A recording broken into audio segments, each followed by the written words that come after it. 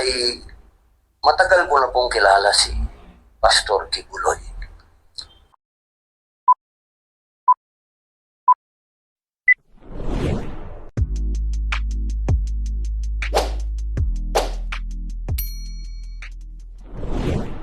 Welcome back sa aking YouTube channel. Para sa mga first time lang po na manood, please click mo na yung Jeremy's TV Manila. Anyway guys, wala na ba ito? Libre lang. Tulong mo na lang din sa kapwa mo. Alright? Thank you very much po.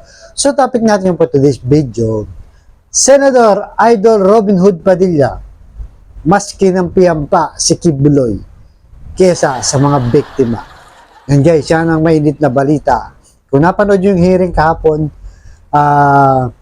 yan ang naging laman ng balita kasi nga nagpakita itong si Senador Robin Padilla. So nagulat nga tayo guys, lumabas siya o umattend sa hearing na to. Actually guys, yung hearing na yan na kung saan ang chairman ng committee ng women, children, and gender equality and family relation, si Senador Risa Ontiveros, meron dyan na siyam na member guys. Kasama na ngayon si Idol Robin Padilla, itong si Nancy Binay, Pia Cayetano, Cynthia Villar, Grace po, Amy Marcos, Rapi Tulfo, Bongo, JB Ejercito, at Mark Villar. Nasaan sila, di ba guys?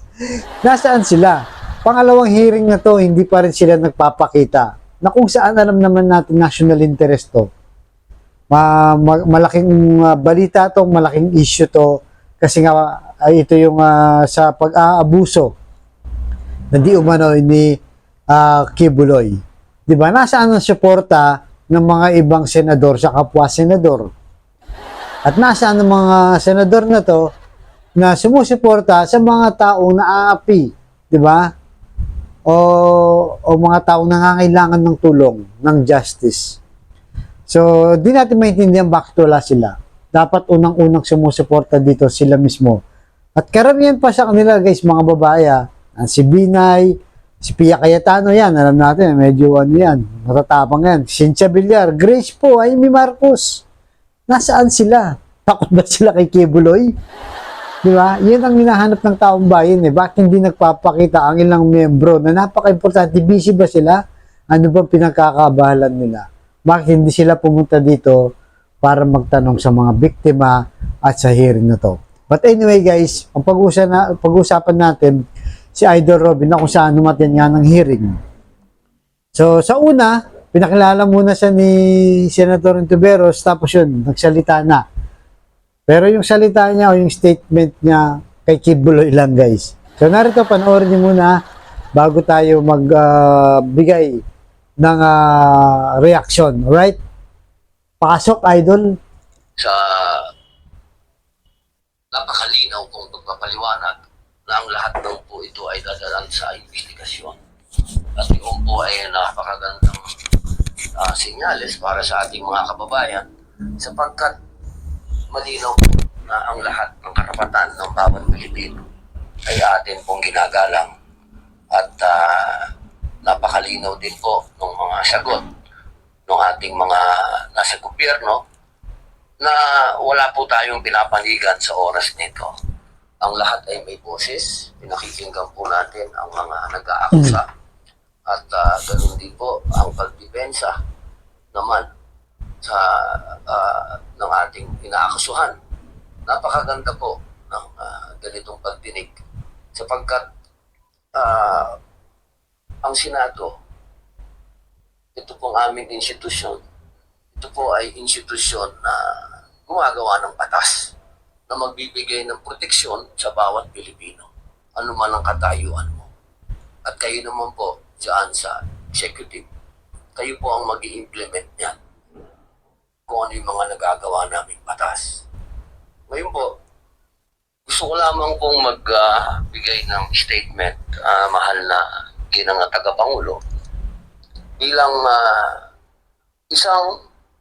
ito po ay hinihiling ko na mailagay sa record ng Senado sapagkat ako po ay matagal ko na pong kilala si Pastor Kibuloy. magkasama po kami, ma'am, noong panahon ng Pangulo po ay si Gloria Macapagal Arroyo. Kami pong dalawa ay magkasama sa peace, sa lahat po ng hakbang ni Presidente Gloria Macapagal Arroyo na magkaroon ng kapayapaan sa buong Pilipinas. Ako po ay hindi pa senador noon.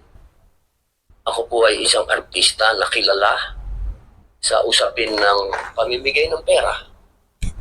Pero kahit isang beses, hindi po ako hiningan ng pera ni Pastor Kibuloy.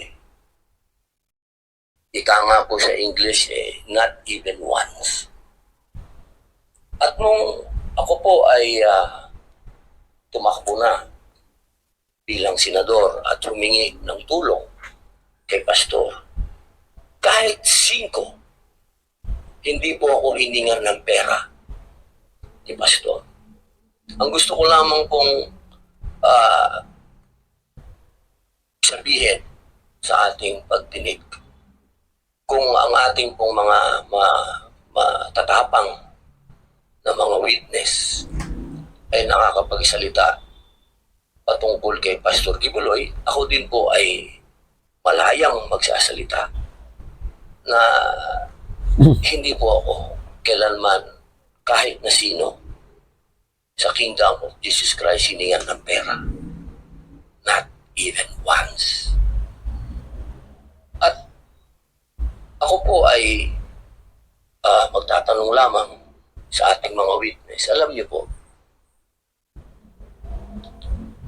ako po ay gumawa ng isang pelikula laban sa New People's Army. Ito po yung Memoirs of a Teenage Rebel. Marami po sa mga kasamahan ko na gumawa ng pelikulang yan. Kaparehas po ninyo. Nagsalamin, nagtago, hindi nagpakilala. Pati yung direktor namin natakot. Pero alam niyo po, nung tinanong nila ako kung ako ba'y magpapakilala, ang sinabi ko po'y opo. Hindi po dahil sa hindi ako natatakot.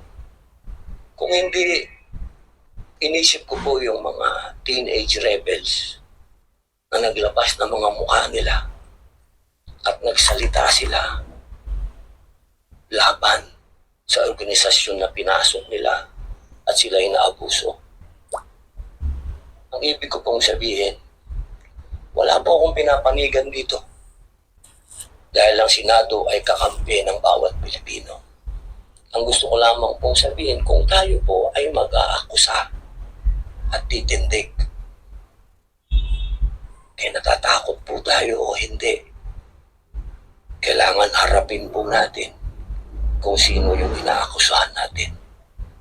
Nang nakikita po yung mukha natin at kilala tayo. Dahil yun po ang matatandaan ng susunod na henerasyon kung paano tayo tumindig. Yun lamang po. Maraming salamat. So guys, napanood nyo siya, itong si Idol Robin Padilla. So ang sabi niya, nagkukwento lang siya nung pinagsamaan nilang si Kibuloy. Ang sabi niya, matagal na daw silang magkakilala. Panood pa ni Gloria, sabi niya, di ba? Napanood nyo naman na tumutulong daw sila sa kapayapaan. At ang sabi niya, nag-English pa guys, not even once, sabi niya, di ba? Na hindi raw hinihingan siya ng pera ni Kibuloy. At ang sabi pa niya, nung tumakbo daw siya ng 2022, di ba, Senador, last year, tumakbo daw siya ng Senador, humingi siya ng tulong kay Kibuloy. Pero hindi raw nagbigay ng tulong. O nagbigay ng pera, di ba? Humingi ng pera itong si Kibuloy sa kanya, tinulungan niya sa kanyang kandidato. So kung titignan mo yung statement niya guys, di ba? Ang tagal nating hinintay na umattend dyan. Ang sabi nga ng iba, sinasayang lang ng oras niya ni Robin Padilla. Anong connect nun sa pagkakaibigan nila ni Kibuloy, di ba? Kahit sabihin natin siya, hindi siya hiningan ng pera, iba naman ang sitwasyon nito. Natural, hindi siya hiningan ng pera kasi sikat siya, di ba? Mamaya, kinungwento niya pa, dinadali pa itong si Kibuloy. At pangalawa, Bakit siya hingi ng pera? Mas mayaman pa nga itong si Kibuloy, di ba? Meron nga yung private jet, private plane, di ba? Meron din siyang chopper, di ba? Kinuwento nga nung biktima niya. At saka nakita natin yung mansion niya sa Davao, di ba? At nagpatay pa siya ng football stadium ngayon. O parang alam natin ang kapasidad na 75,000 guys na tao, dadaigin pa yung Philippine Arena. So anong connection nun? Ang pinag-uusapan kasi dito yung pag-abuso na di umano itong si Kibuloy sa mga naging biktima niya. 'Di ba? Na siyempre yung mga tao dito, hindi naman sila sikat na tao, mga ordinaryong tao to. Sabi nila, 'di ba? Namamalimos daw sila kung ano-anong ginagawa, pinapaso, 'di ba? Nilalagyan ng sili sa mata at kung ano-ano pa mga abuso na ginagawa ni Pastor Kibuloy pati ng kanyang mga kasama, di ba?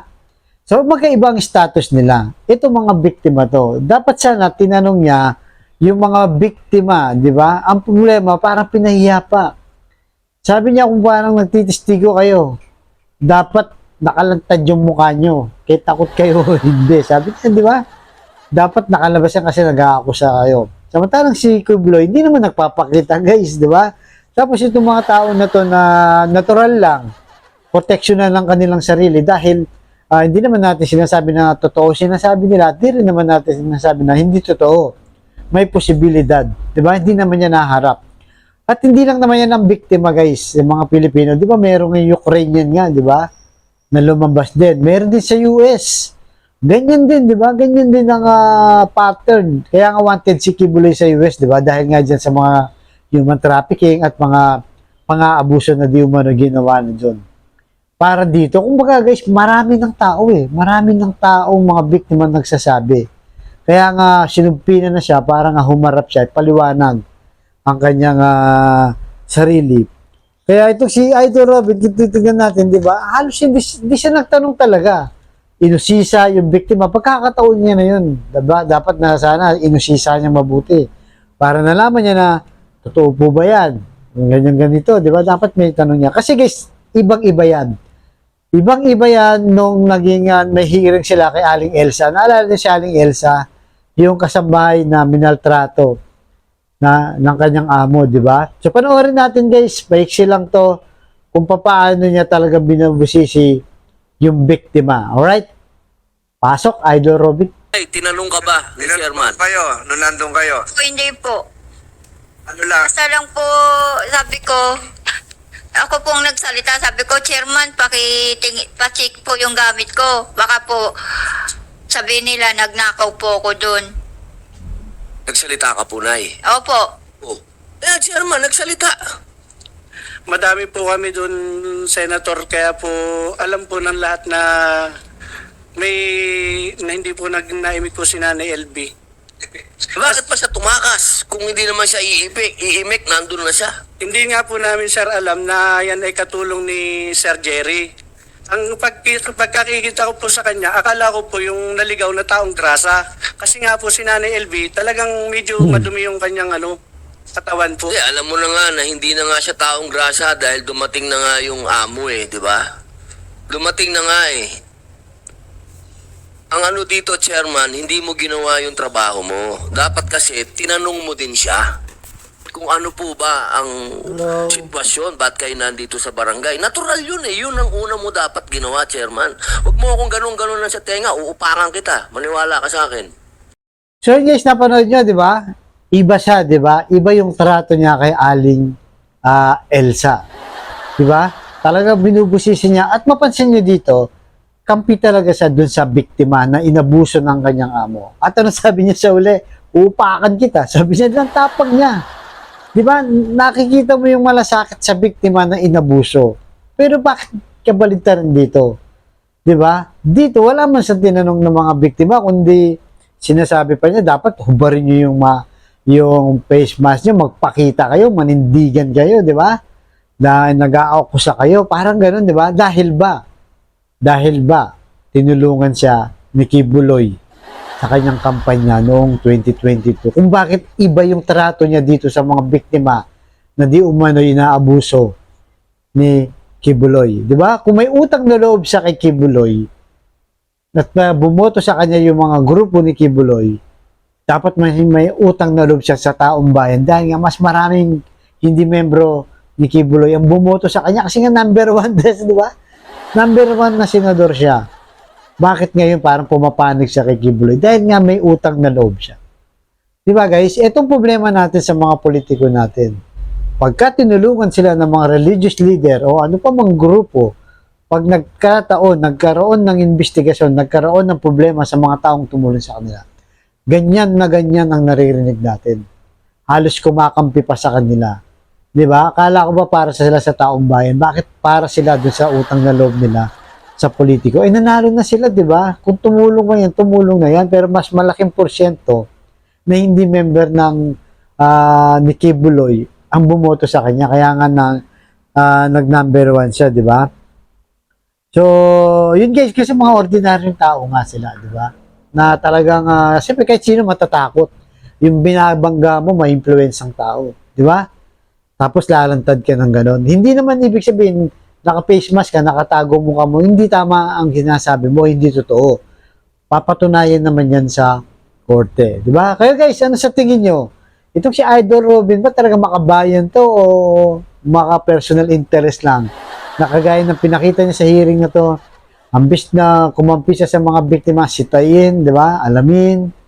Ang ginagawa para naging spokesperson pa siya ni Kibuloy. So kayo nang balang umusga guys. Kaya mag-iingat tayo sa mga binoboto natin at sa paparating na 2025 election. Kilalanin natin mabuti. Kailangan talaga makabayan. Hindi ito yung personal na interest lang ng mga tumulong sa kanila mga religious leader o ng mga organization ng malalaking grupo. Alright guys? Nandito lamang po. Abangan nyo ang susunod kong vlog. Thank you very much.